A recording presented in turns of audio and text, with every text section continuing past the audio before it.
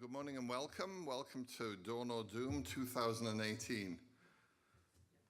My name's Jerry McCartney. I'm the university CIO and Oberlin Professor of Information Technology. We launched the Dawn or Doom conference in September of 2014 to explore the effects of new technologies such as artificial intelligence and genetic engineering. The idea was to bring together some of the nation's leading experts and the path-breaking research of Purdue faculty to kickstart conversations on campus and beyond about the risks and rewards posed by these advances. The centerpiece of that first conference was James Barrett's book, Our Final Invention. The book discussed a future where self-aware, autonomous artificial intelligences reach a state so advanced that we lose control over them. In the end, if these super AIs think about us at all, their thought may be that we no longer serve a useful purpose. Could this really happen? From that question came the first Dawn or Doom. 4 years later, the nature and speed of today's breakthroughs in technology are keeping the questions coming. Extraordinary advances continue to occur with a frequency that can be simultaneously awe-inspiring and worrying. That is surely one big reason for the continued success of this conference. This summer, I read Kurt Vonnegut's 1952 novel, Play a Piano, which covers these exact same set of questions. There's a great conversation near the beginning of the book. The first industrial revolution devalued muscle work, then the second devalued routine mental work. Do you suppose there'll be a third industrial revolution? A third one, the other replied. What would that be like? The first, I don't know exactly. The first and second ones must have been sort of inconceivable at one time. Yet we have had this third revolution, now known as the information age, and while we're still trying to understand the implications of universal and cheap computation and telecommunications, we now have the fourth revolution, built on robotics and artificial intelligence, almost upon us. As we charge towards these new technologies, we have a responsibility to engage in honest and rational discussion about their risks and rewards. Purdue is the perfect place to do this.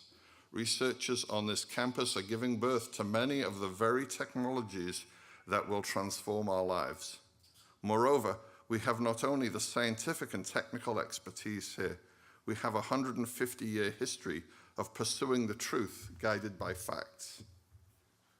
This year, Dawn or Doom is aligned with Purdue's Giant Leaps sesquicentennial campaign and is part of the Ideas Festival. Giant Leaps in Artificial Intelligence, Algorithms, and Automation, Balancing Humanity and Technology. The Ideas Festival is integral to the campaign and connects well-known, world-renowned speakers and Purdue expertise in conversations on the most critical problems and opportunities facing the world, the very purpose for which Dawn or Doom was originally created. I welcome you to Dawn or Doom 18 and urge you to take full advantage of the impressive array of speakers on the 4 tracks on the schedule this year: machines, mind, body, and data. Many related activities and events are available over the next 2 days as well. Full information can be found on the Dawn or Doom website, purdue.edu/Dawn or Doom, or you can download the Dawn or Doom app for iOS and Android. We even have old-fashioned printed schedules made from shredded trees for you outside this room. Finally, we want to thank the sponsors of Dawn or Doom who make it possible to present our slate of speakers and the other events: Presidio, Hewlett-Packard, Cisco, Peer Group, Epius, Wintech, and Purdue Convocations. So do you think a degree in philosophy or art history is of questionable value? Our first speaker, George Anders, begs to differ. In fact, his latest book, You Can Do Anything: The Remarkable Power of a Useless Liberal Arts Education, outlines myriad ways that liberal arts degrees consistently open the door to a plethora of cutting-edge jobs. You can be an English major and thrive in sales.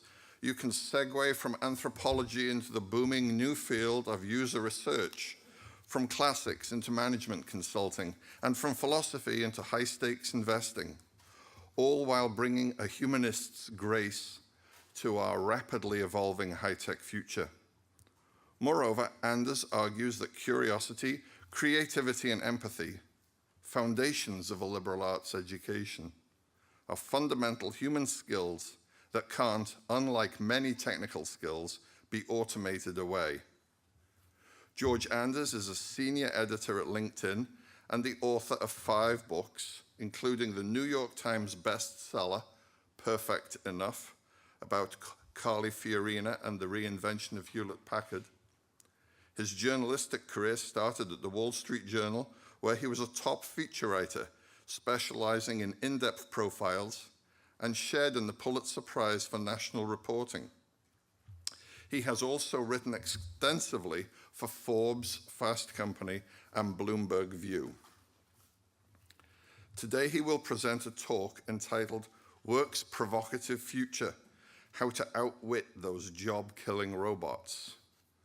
George will talk for about 20 or 25 minutes. He has some slides he'd like to share, and then he'll finish, and we'll allow some time at the end for questions. So if you would like to come up when George finishes speaking and line up behind one of these mics, we'll take the people as they come up in the order that they arrive at the microphone. We'll wrap up we'll take the last question or two 5 minutes before our scheduled end. Please take a moment now to silence all electronic devices, but feel free to tweet using #DawnOrDoom. Artists from the Ink Factory will be creating visual recaps of the talks from our presenters, and you're welcome to take pictures after and share them on social media. And don't be afraid to chat with the artist and ask questions when they're finished drawing. Thank you, and please enjoy George Anders. Okay, pleasure to be here.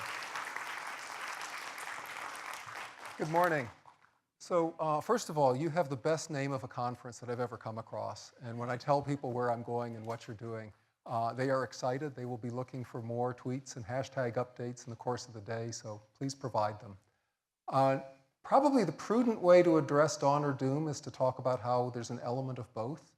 But you didn't come here for a prudent talk, so I'm going to be imprudent. I'm going to try and argue the dawn case as far as I possibly can. And feel free, once we get to Q&A, either to pick up on some points I've made or to engage in vigorous rebuttal, that there's no better place than a university campus to argue things back and forth. So I want to start by taking a look at what I think is a central fallacy in the doom argument. And we're going to turn the clock back to 2013, when I think the whole movement that machines were going to take us over got new life from a giant study that came out of the University of Oxford, contending that 47% of all jobs were at risk. And let's take a moment to set the stage at the time. We still had very high unemployment. It wasn't clear that we were going to get any sort of recovery out of the Great Recession.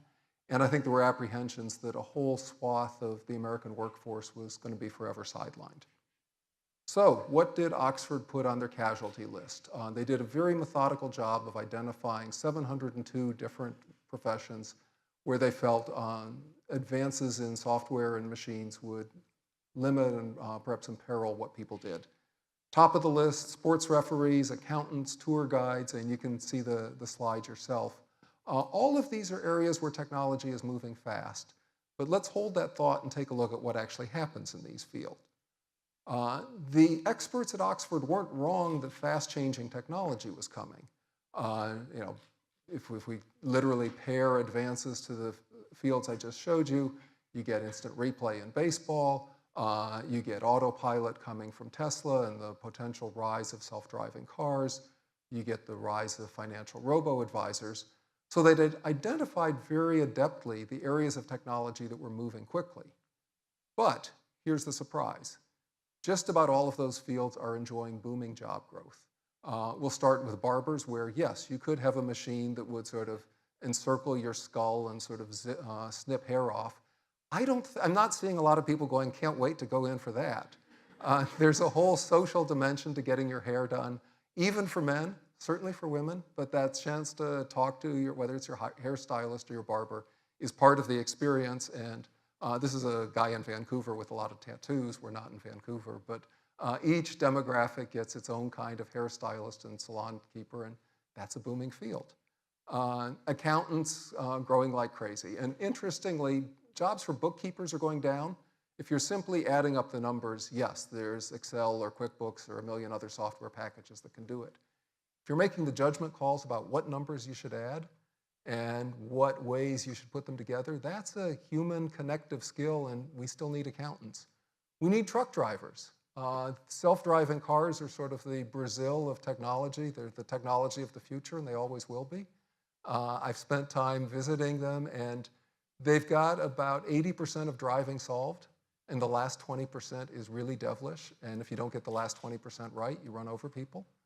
So we still need truck drivers, and we will need truck drivers for the next 10, 20 years. And 100 years from now, who knows? But an awful lot of the fields that were identified for rapid technological change turn out to be citadels for people. My favorite example is sports referees. The NFL put in video replay review back in the 1980s. It does not cost a single job. In fact, it's been a job creator. You still have all the people on the field in the uniforms, and you have the people in the booth. And why do you still have the people in the uniforms? There are two reasons.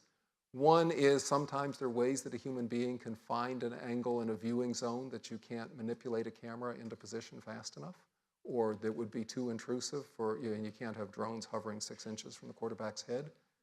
But more important than that, what you need people for is that sense of theater, of drama, of throwing the flag in a fury, of sort of, rushing over to the sidelines, of gesturing. There's an element of showmanship. And you can't do that with a little blinky, guided radar device. You lose some of the fun of football. So if we need people to referee football games, we need people in a lot of other settings too. Again, a macro chart. We are now on the brink of a labor shortage. This is the number of job openings compared to the number of unemployed people.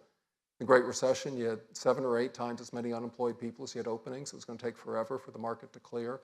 Now we're pretty close to 1-to-1. The latest employment report says salaries are finally starting to pick up. And history tells us when you've got unemployment below 4%, it's a great time to be a worker. It's a hard time to hire. So my obligatory cat picture, I'm allowed to do one cat picture every 5 years, and this is it. How could the experts be so wrong? And I've already hinted at the reasons, but I want to recapitulate. This is the key insight. We bring a lot of technology into fields, but it does not eliminate jobs. It helps us, but often it creates either greater demand for the job or a more sophisticated role for people. And I'll give you 3 examples that are very simple and easy to grasp, and then you can extrapolate to whatever field interests you the most. So we've had autopilots in planes for decades. We still have pilots. There's still parts of the flying process that you want a human being to do. You want someone to be able to deal with unexpected weather and decide where you divert. You want someone to communicate to the passengers. You want someone to handle a difficult landing. Recruiters. I work for LinkedIn, which has developed tremendous software that makes it easy to find job candidates off of posted resumes. The old image of the headhunter with the black book has gone away. But what you have now is an ability to search for more candidates faster and to approach them more effectively. And each job search becomes more intricate and a better chance to find that machine learning specialist or whatever else you need. And we have more recruiters now than we used to. Financial planners, the same thing, and I'll spend a little time on that. But that is every bit as much a human relations task as it is something that simply involves running a model of your assets and your expected return. So you already heard the 3 phrases that I use in the book, and I'll reiterate them. What do we need people for? We need people for 3 things: curiosity, creativity, and empathy. Machines don't do empathy. They don't say, I'm sorry. They don't say, how are you feeling? Or if they do say, how are you feeling, it's patently insincere. Anyone who's been stuck in a phone tree and hears the, thank you so much for calling, I'm not feeling it. It's not connecting with me. And it's why we pay to go to restaurants. I mean, it's been possible to move food on conveyor belts since the 1950s. That has never caught on. That opportunity to have a waiter or waitress who cares about your order, who tells you that you've made a really great choice. I mean, there's a whole element of human interplay in something as simple as ordering a meal. And we crave it. And that's why we still have jobs there and why we'll continue to have jobs. So let's get a little more specific about future careers. Now I will start to sort of gently and surreptitiously wiggle the liberal arts message in, but since I haven't told you that, you won't notice it until it's too late. So the experts have a new set of predictions, and these ones I think are more thoughtful. They've got arrows going in both directions. This is from the World Economic Forum, the people who run the big Davos conference. Lots of job churn, but overall growth in the number of people working. To 2022, they expect 133 million new jobs, many created by technology opportunities. 75 million old jobs will go away, so you may end up working in something different, but work will still exist. The chart on the right basically shows the same thing. Half of jobs are untouched by technology. The other half, you end up with slightly more where tech creates opportunities than where tech takes it away. So what are the skills that people are going to need? Let's look in two directions. Since I'm at a school with a very renowned engineering department, I get to show this slide first. There are lots of technical specialties where job opportunities are huge. But bear in mind, this is for a fairly small elite. These are opportunities measured generally in the tens of thousands of jobs, sometimes in the hundreds of thousands of jobs. But if you compare it to sales, where we have 16 million people in the US working in sales, the total number of people working in IT is appreciably smaller than that, 5-6 million. So great areas to be in. If you've got the next generation heading into work, encourage your kids to think about these if they like STEM fields. If you're in one of these fields, good things are going to come. But this is not the only way to find a great career. And in fact, when we did a survey at LinkedIn of what employers want, I'd shown you that 43% number first, which was how many employers said getting the right technical skills is my #1 priority. 57%, it's the universal or soft skills that people want. And the big four there are leadership, communication, collaboration, and time management. They sound simple, but if you've ever been in a work setting and tried to decide, are we getting stuff done or not? I can't talk up the value of leadership enough. I can't talk up the value of communication enough. I mean, every leadership issue is really a communication issue. Every communication issue ultimately is a leadership issue. The two pair tremendously. We're moving toward a much more collaborative world.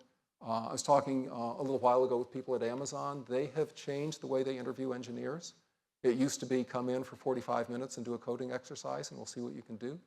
They've now got a whole set of fields where instead they put 3 candidates in a room and say, here's a big project. I want each of you to take a separate role, and then I want to see how the 3 of you work together. Because they found that what they were doing before was hiring people with high skills, but limited ability to work together. That doesn't work well inside any kind of organization, especially one moving as fast as Amazon. So their new system, they're as interested in how people engage, who's supportive, who's communicating information well, who's the lone wolf that just wants to sit in the corner and do it themselves and disparage their colleagues for not keeping up. And they feel they get better hiring that way. So if they want collaboration, it's hard to argue that that's a skill that we should be ignoring. In the book, I talk a lot about opportunities at the edge of tech. And the eye-opening moment for me, has anyone ever used OpenTable to book a restaurant? Okay, great. So it's a wonderful service. You can go on at 9 o'clock in the morning. You can go on at 11 at night. They'll tell you what times they have tables. If you can't get 6:30 on Thursday, they'll tell you you can get 6:30 on Wednesday. Anyway, nice service. They have software that they will sell and data analytics they will sell back to restaurants that will tell them, here's what we know about your Valentine's Day orders. Here's how many people are no-shows on Valentine's Day. You can plan your Valentine's Day a whole lot better with our stuff. It takes 8 people to run that software nationwide. This is an incredibly automated process. It takes more than 100 people to get out with iPads and drive to those restaurants and sit down with the people who run restaurants who are not especially data friendly. They run their restaurants by intuitive feel and say, hey, love your new tablecloths. Those look great. Wow, you've added some great stuff on the menu. Can we tell you a little bit about what we know on Valentine's Day? And they're selling compassion, and they're selling empathy, and they're selling a desire to help. And along the way, they're selling data.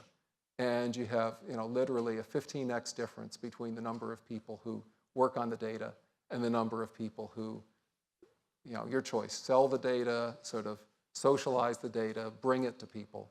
And we are creating an enormous number of jobs that for every creation that comes out of an engineering company, there's no end of people that need to sort of socialize it. In the book, I draw the comparison with the auto industry. If you go back to the 1920s, we had a bunch of people working in auto factories, and they put a lot of people in the horse and blacksmith trade out of business. But we created all these new opportunities for map makers, for driving instructors, for car insurance people, personal injury lawyers, sign makers, and we're seeing the same thing with a software-driven economy now. The areas that I highlight: digital marketing, design, user experience, training, sales. These are great job fields. These need the kind of big four soft skills, universal skills that I showcased, and these are areas where liberal arts majors are thriving. So a couple things will change in the job market, and in fact are already starting to change. The traditional model of working at a single company for decades and being fully participant in the 401k and healthcare and everything else, and also having a management that wanted to retrain you for the next opportunity, that's much more fluid than it used to be. Fluid is the nicest word I can think of. But the result is we've got more people who are working in the 1099 sector doing project work. I wouldn't recommend doing project work for your whole life, but having done 4 or 5 years of it myself, if you find the right projects, it's a great way to sharpen up your skills, to build up your contacts, to explore new fields, and really to add to your own human capital, sometimes much faster than just staying at a single employer. Being able to move is a career accelerator. For some reason, Americans move a lot less than we used to. If you look at the number of people moving state to state, it's about half of it was in the 50s or 60s. I'm hoping people come into Indiana for opportunities. I also know your graduates will spread out to the rest of the US. Both of those flows are great. And this is a map from a recent LinkedIn analysis that shows not just the cities that you'd expect. Actually, you don't see San Francisco or New York lit up there, but you do see Denver, you see Nashville, you see Austin. There are opportunities all over, and especially for people in your early 20s, you're never more mobile. I remember when I moved out of college, I could put it all in the back seat of a car. And it's a little harder to move now. You get encumbered with mortgages, but in the time when you aren't, being able to find the best opportunity wherever it is a huge plus. Career reinvention becomes the norm. And particularly with a college degree, you've got the poise, you've got the adaptability to go find new opportunities. This is an example taken from the book. Polly Washburn is a legal studies graduate from Oberlin, and she's taken a liberal arts background and used it in a variety of fields that in some ways they're all tremendously different, but in other ways they're all similar. They're all about leadership, cooperation, teamwork, communication, time management. She's good at all of those things, and there's always someone that needs her. So again, the opportunities for humanists are huge. When I go and talk to data teams, again, the ability to tell stories with the numbers is huge. I think in the introduction you heard the example of anthropologists who are finding that at last anthropology is not a useless major, and that ends up being tremendously valuable for user research. You ask questions, you try and figure out who's buying our product, why are they buying it, who's not buying it, what are their hesitations and reservations about what we do. And the same skills that you use to understand villagers in Guatemala, you can use to understand the artisans who sell on Etsy. You just get to wear nicer clothes and eat more interesting food. So another point to make, we traditionally think of college as a source of career stability. I would argue it the other way. The big advantage of a college degree is mobility. You get to try different things, and this is BLS data. If you have a high school degree, you're going to work 4.7 jobs on average by age 28. The more education you have, the more jobs you'll try. Part of this is that you'll get promoted faster. You'll move into higher jobs, but part of it also is that ability to regroup, to know that you can do multiple things and you can try different experiments. I'd mentioned financial advisors before. This just hits on the point that it's only 10% an analytics job. It's 90% personal relations. Finding out what people's goals are, what they want to do with their money, finding out what their shortcomings are, the people who binge spend and helping them not be binge spenders. So BLS data, in spite of those original predictions that we'd all get rid of our financial advisor and just use a spreadsheet or a software tool. Instead, you've got the Edward Joneses of the world advertising like crazy for new brokers and a 15% a year growth rate in that field. So I'm going to talk a little bit about the college to career pathway. I'm going to go through this quickly because I want to have time for questions, but off we go. So this is in the book. It's probably the most important slide in this section. We'll take a minute or two on it. When I was doing the book research, I said, okay, what is it that employers really want in non-technical fields? So I looked on Indeed at all the jobs that asked for critical thinking and paid at least $100,000 a year. And there were about 5,600 of them. And I grouped them to look for patterns, and I found 5 patterns. And all of these are really things that Purdue teaches. The first one, eagerness to tackle uncharted areas. Why are you hiring? Because you're putting people in areas you haven't done before. And people who come out of college with that ability to take on something new, to go into a field where they're learning for the first time, big asset. The next 2 are ones that you can get in any department, but I would say are core strengths of what an engineering or a STEM background will give you. Being first rate at gathering data and insights, being really clever at solving complex problems. But you know what? You learn that in the liberal arts too. You learn close reading in English and philosophy, and that is a great skill. And there's often so much tucked inside the text that you don't see the first time. And whether you go on to law or contracting or a whole lot of other fields, that ability to read text closely is valuable. Being able to solve complex problems. I mean, that's what sociologists do all day. If it's not complex, they don't do it. But there's no end of ways that you can get that skill elsewhere. The last 2 are the ones I want to highlight because I think these are unique to a liberal arts background, or these are ones where the liberal arts has so much to offer. Being good at reading the room, knowing what other people's objectives are, knowing what their willingness to meet you in the middle is and how to get there, and being able to persuade and inspire people. We traditionally think of communication skills as written communication. I've been arguing that spoken communication becomes even more crucial. And when you think about how people get promoted within an organization, it's the people who can run a meeting that tend to move up, and the people who can't can be tremendously valuable as individual contributors, but it's just hard for them to be running teams. And the kinds of things you learn in a liberal arts seminar are a spectacular place to get both of those skills down. This slide just basically shows you the career paths from different majors. It's all in the book, so I'm going to jump ahead so we can get to questions. I spent a little time, and you'll notice I got the colors right, or at least as close to right on the yellow as I could. Thank you, thank you. The Kenyan red is gone, the other colors are gone. This is a uniquely Purdue slide. So what do we have here? We have, coming off of LinkedIn profiles, the skills that people list depending on what class they graduated in. And I find this analysis a really interesting way to get a snapshot of what do you come out of school in 1996, 2006, 2016 wanting to do. There's a lot of commonality. Management, leadership, project management all show up. Teamwork has a role. I just want to highlight class of 2016, public speaking, which I was talking about, is now the 2nd most listed skill. And that speaks to that ability to read the room, to persuade and inspire. So well done, class of 2016. It's not that the other skills are not valuable too, but if you look at what does the world need more of, that is a great one to have in your toolkit. Where do people go and work? Again, same analysis, looking at profiles. Not surprisingly, the #1 employer for Purdue graduates is Purdue. You're here, they know you, you've probably got a great chance to sell your skills. And some of that is going to be graduate students with TA positions, so it's a little bit of an artifact.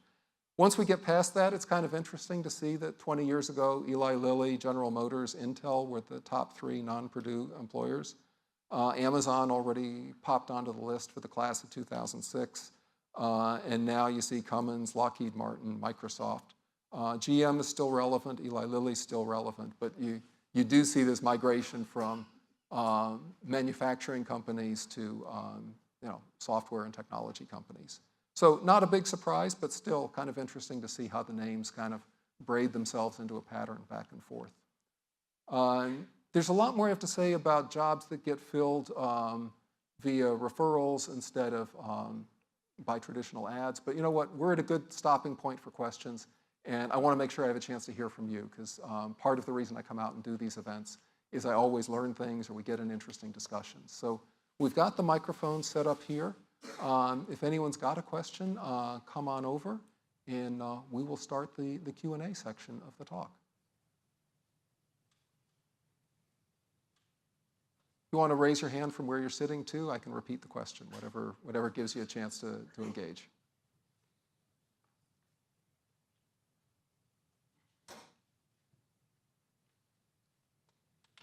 Yes, go ahead.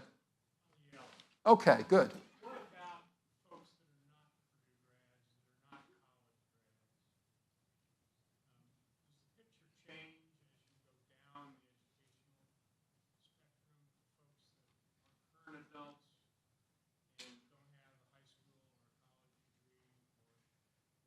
or rising students from high school?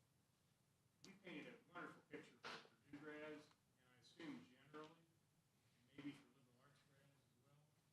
Do you have views on the rest of the world? I do. Did everyone hear the question?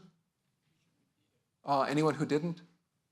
Okay, so for the people in the back, the question is, what about people with high school educations or who don't have the opportunities that you'd have with a Purdue or comparable degree? And the answer is yes. The farther you peel back people's education attainment, the more perilous it gets. Here's an area I want to focus attention on. We send about 60% of high school graduates to some form of college, but only half of them end up getting the degree they went after. So we've got a lot of work to do. Often it comes down to the time management piece I put on. People may have the intellectual ability to succeed, particularly at less selective schools. They don't build a successful plan for what to study. They hop around among majors. If they're working, if they have other things going on in their lives, it's hard to put together a coherent body that amounts to a successful completion of a major. There's some interesting data out on how people who are in college as parents do. People who are in two-parent homes, about 40% of them graduate. Single parents, it's down around 18% or so. It's hard being a single parent. It's extra hard being a single parent trying to get a college degree, and the answer is, for most of them, whether they're at community college or a well-known university, the pieces just don't come together. So there's a lot we could do to provide more career support for them, to provide more realistic advice about where they can go and what they can do. The manufacturing sector is hollowing out, and there's not a whole lot we can do about that once you have the availability of automation. The only two countries I can think of that deliberately put their foot down and said, we will not automate, would be Romania and Myanmar. And there's a standard of living that you get when you do that I don't think anyone would want to sign on to. So there are opportunities in the service sector. The problem is that's the low end of service and it doesn't pay as well. I don't know how we fully solve that problem. I do think more universal education is a great opportunity. I mean, you go back 100 years and most people stopped at the 8th grade. Going on to high school was the equivalent of going on to college. But I do think we need to do more than just make college free and encourage people to go. We need to give people the tools that they can succeed in college. Yes? Mm-hmm.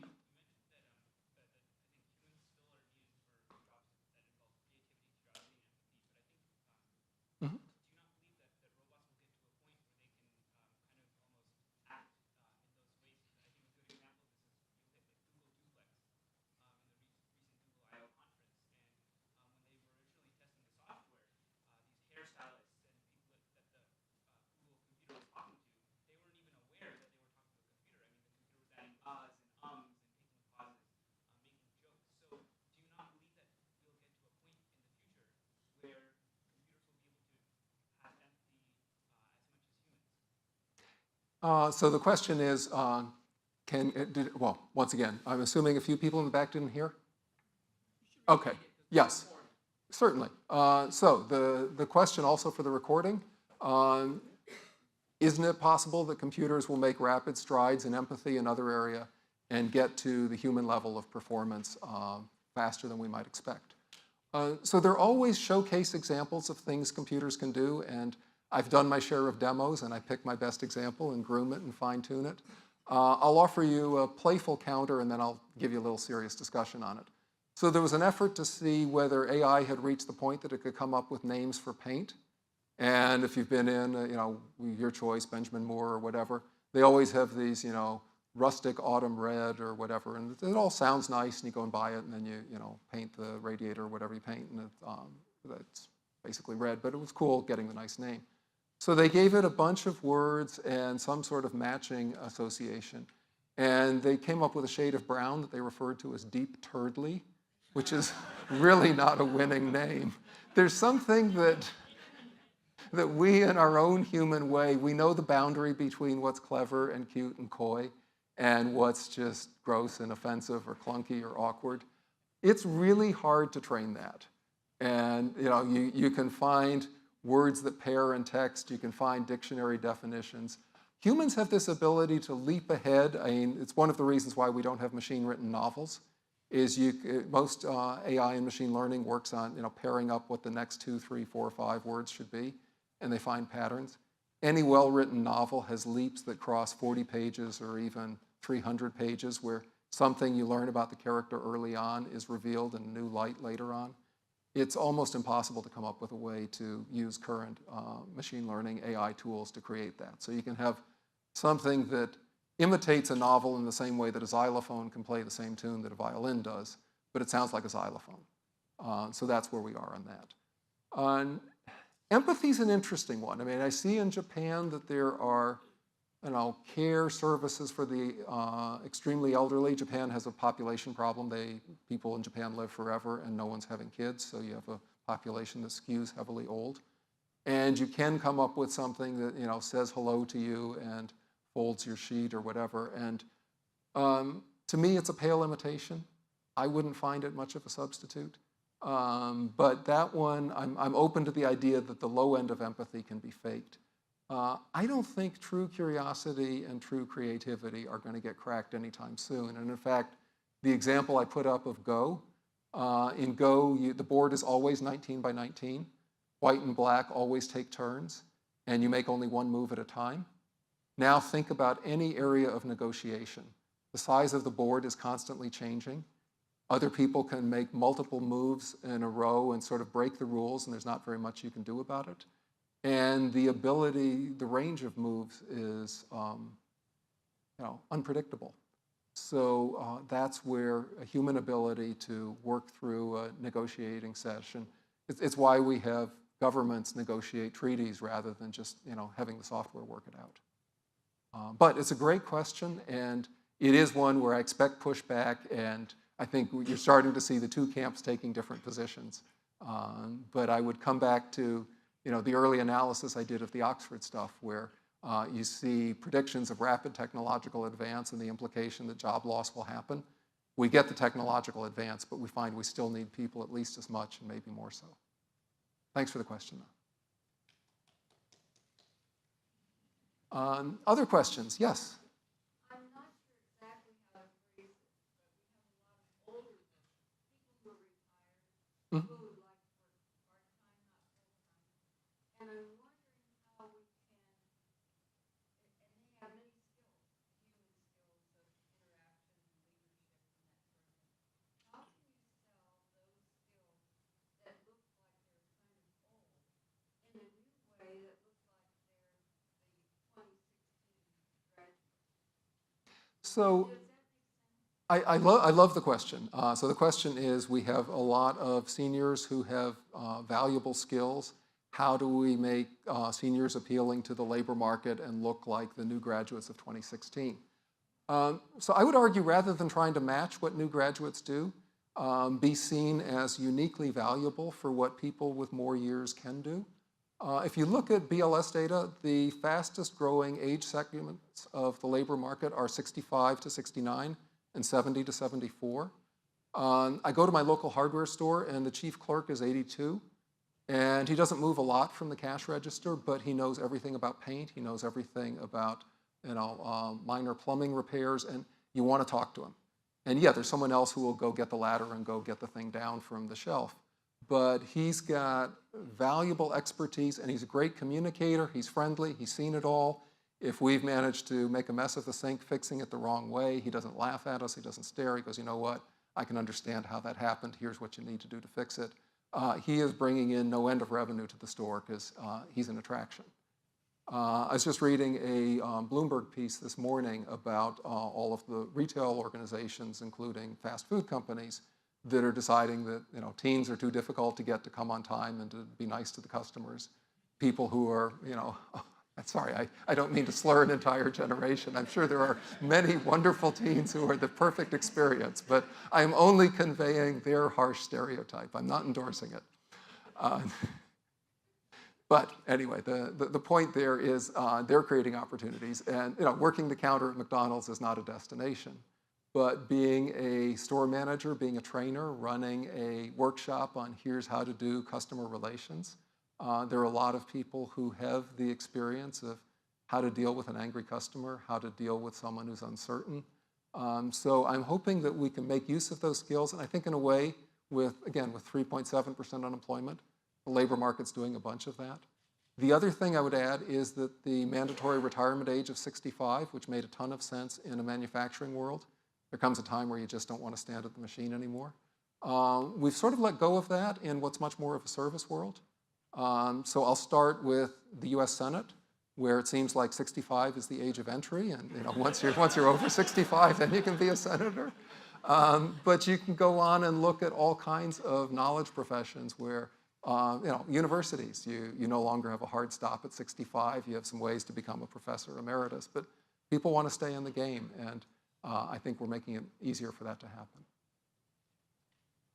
Other questions? Yes? What would you recommend for students in STEM majors to develop those liberal arts soft skills? It's a great question. What would you recommend for STEM majors to develop liberal arts soft skills? So I kind of hinted at this already, but number one would be public speaking. And you'll get your first job on the strength of everything you've learned in class. You're plenty employable now. But if you want to move up in the organization, being able to present in front of a group, that becomes so crucial. That moves you from individual contributor to manager to director to vice president. Example from my own world. So I work at LinkedIn now. I was at a executive summit of our top people on the R&D team. Lots of brilliant engineers there. Lots of great insights. The second day in the summing up period, we had 5 people come out from each of the business units and talk about what they were doing. All of them were in product management. In the extreme case, we had one who was an English major, but we also had ones who were comp sci or mathematics majors who had done stand-up comedy along the way. And it's not that they were hilarious during their presentations, but they had a great sense of timing. They had a great sense of where the audience was. They had a knack for simplicity, for finding slogans that would capture complex ideas. And I think you can get a lot of that in a seminar, but I would look for small classes where you get to talk. And pick the professor as much as you pick the subject. There's something exciting about being in a class that's taught by someone who's really, really good. And you'll not just learn the subject, you'll learn how they organize, how they present, how they keep the class cohesive. And that's a transferable skill that'll be a bonus on top of whatever you're officially being taught. Does that help? Or? Super. We've got time for a couple more. Yes? Mm-hmm.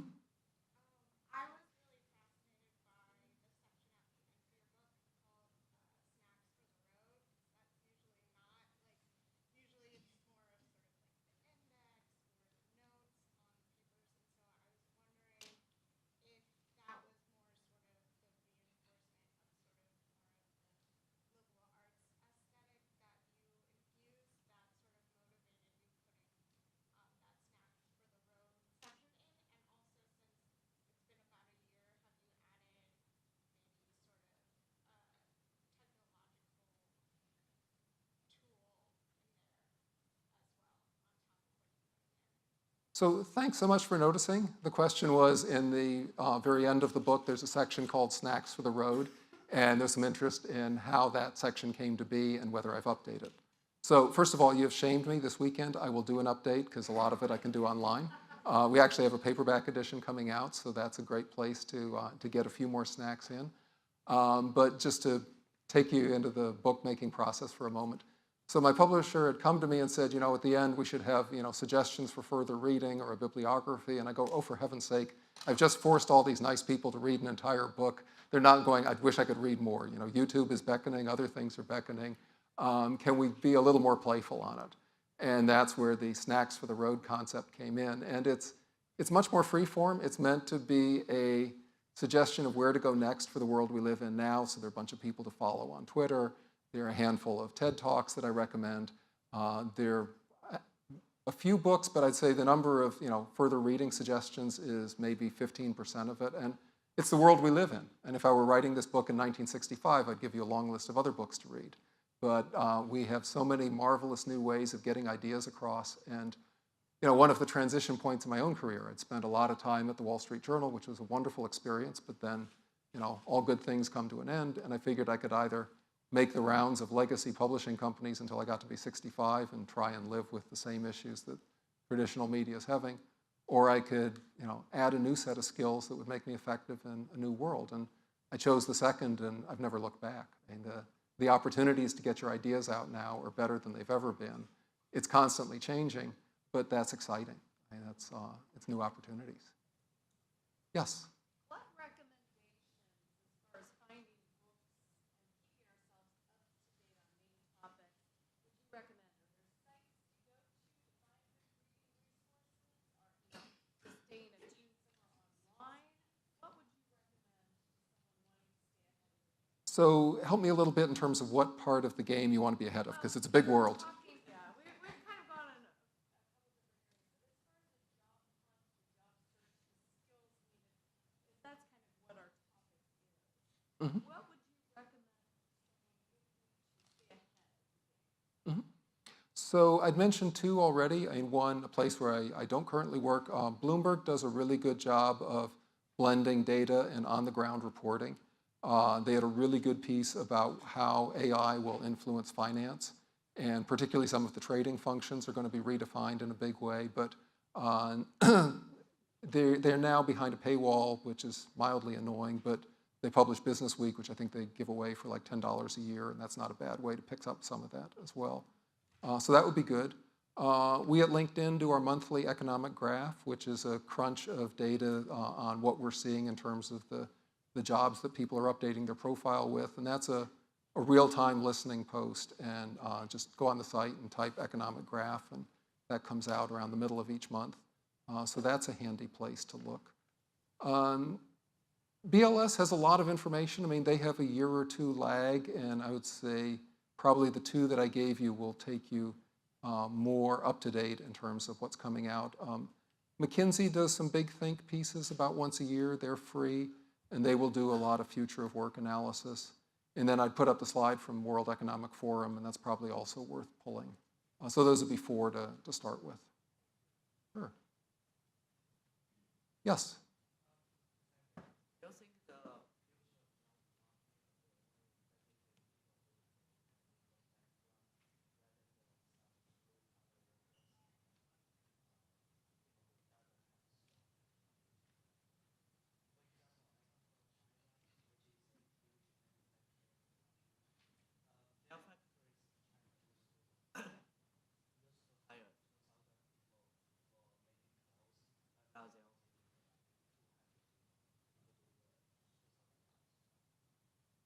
Okay, so that's a great question. It gives us more of an international perspective. And just to repeat, the question is, are the bright opportunities mostly just for people with STEM and technical backgrounds? What's the outlook for people with a factory background? And particularly in light of the China context, where clothing factories have gone from employing 2,000 people to employing 200 as they automate. So I think the opportunities for non-technical people tend to lie much more in the service sector, where you're working with people. I would agree with you that if your job involves working with a machine, that puts you in a more perilous position. In fact, there was a study that showed the 10 professions that have shrunk the most, and 4 of the 10 were people, sewing machine operators, sort of lathe operators. If operator is in your title, it's probably time to take some night school classes or go online and figure out something else you can do. But look for ways to interact with people, because that never goes away. And then it just depends on where you can find those opportunities. There are probably more of them in big cities. So that I know for China that's a challenge. Everyone wants to come to the cities, but you're making that choice for a reason. And the one thing about being in a city is you have multiple opportunities. So if one thing comes to an end, you can go elsewhere. If you're working in a factory town and the factory's all there is, that can become very difficult. Great. I think we may be at time. I am available if there are any questions people want to come up and ask individually. And thanks so much for coming to the talk.